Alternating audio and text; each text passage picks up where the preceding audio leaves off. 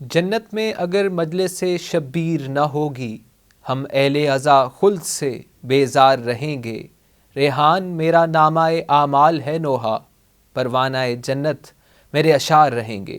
عالمی شہرت یافتہ شاعر، اسکالر، ادیب ڈاکٹر سید ریحان اعظمی اقلیم سخن کو سوگوار چھوڑ کر درجہ شہادت پر فائز ہو گئے۔ تفصیل جانتے ہیں قاسم الحسینی کی اس رپورٹ میں۔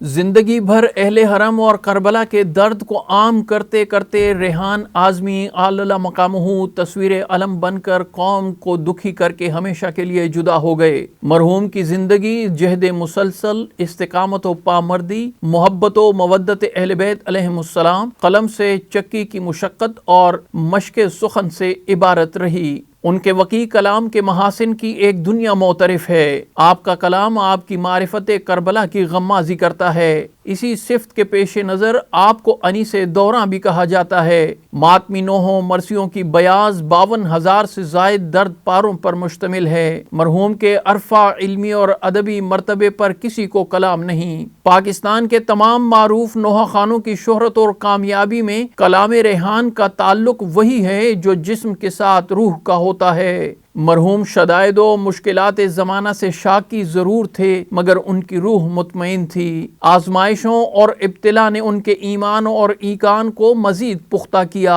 اور درد و غم جو جمع ہوتے رہے، غم اہل بیت سے درماں ہو کر لازوال دیوان میں ڈھلتے گئے۔ مرحوم کا سفر آخرت، تجہیز و تکفین کے مناظر دیکھ کر احساس ہوتا ہے کہ وہ کس قدر اہل علم و ادب اور اہل عزا کے دلوں میں بستے تھے۔ مرحوم کی تشییع جنازہ میں ان کے عقائد کی ترجمانی نے اہل معرفت کو اطمینان بخشا کہ حب اہل بیت نے جو شہادت عطا کی، اس کی گواہی و شہادت تکبیرات دے رہی تھیں۔ قائد ملت جعفری آغا سید حامد علی شاہ موسوی نے عالمی شہرت یافتہ شاعر ڈاکٹر ریحان اعظمی کی وفات پر دلی افسوس کا اظہار کیا ہے۔ مرحوم کے فرزند معصوم اعظمی کے نام اپنے تعزیتی پیغام میں انہوں نے کہا کہ مرحوم شاعر حسینیت تھے جو شاعری کے ذریعے پوری زندگی ظالم و مظلوم کے فرق کی وضاحت میں مشغول رہے۔ آقائے موسوی نے کہا کہ ریحان اعظمی نے کربلا سے باہر آ کر کوئی بات نہیں کی، کیونکہ غم حسین ان کی نس نس میں سمایا ہوا تھا، اور شدید علالت کے باوجود فرش عزا کی رونق بنتے رہے۔ انہوں نے نعت، منقبت، سلام، نوحے، مرثیے اور دیگر اصناف ادب میں عروج و کمال پایا۔ آقائے موسوی نے کہا کہ ریحان کی شاعری کا پس منظر رسول اور آل رسول سے ایک خاص تعلق اور نسبت رکھتا تھا، اسی لیے وہ روحانی اور ذہنی طور پر حب اہل بیت سے سرشار تھے۔ قائد ملت جعفری آغا سید حامد علی شاہ موسوی نے کہا کہ ہزاروں نوحوں کے خالق ریحان اعظمی پر مادر حسین حضرت فاطمہ زہرا کا خاص کرم تھا۔ ان کے شعری مجموعے علمی ادبی سرمایہ ہیں، اسی لیے دنیائے ادب کے محققین مرحوم کو انیس دوراں کا مقام دیتے ہیں۔ وہ ایک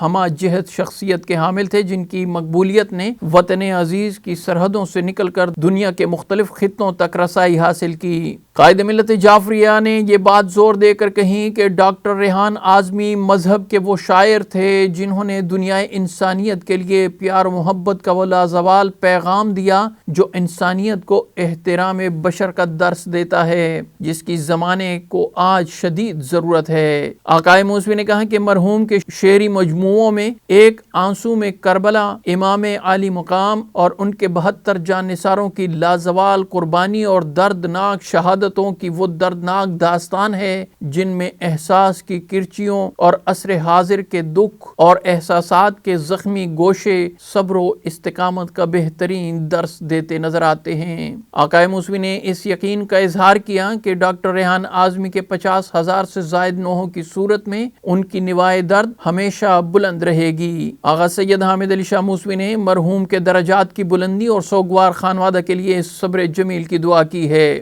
اقلیم سخن کو سوگوار کر کے رخت سفر باندھنے والے ریحان اعظمی کا رسائی ادبستان مملکت درد کے باشندوں کو خوگر درد بنا بنا کر نواس رسول کے حلقہ ارم ملاتے رہیں گے۔ اور دولت درد شاہ امم عام کرتے رہیں گے۔ فردوس مکیں ریحان اعظمی کے نوحوں کی گونج میں ذکر شہدائے کربلا جہاں جہاں ہوتا رہے گا، وہاں مرحوم کے اشعار یہ بھی یاد دلائیں گے کہ جنت میں اگر مجلس شبیر نہ ہوگی، ہم اہل عزا خلد سے بیزار رہیں گے۔ ریحان میرا نامہ اعمال ہے نوحہ، پروانہ جنت میرے اشعار رہیں گے۔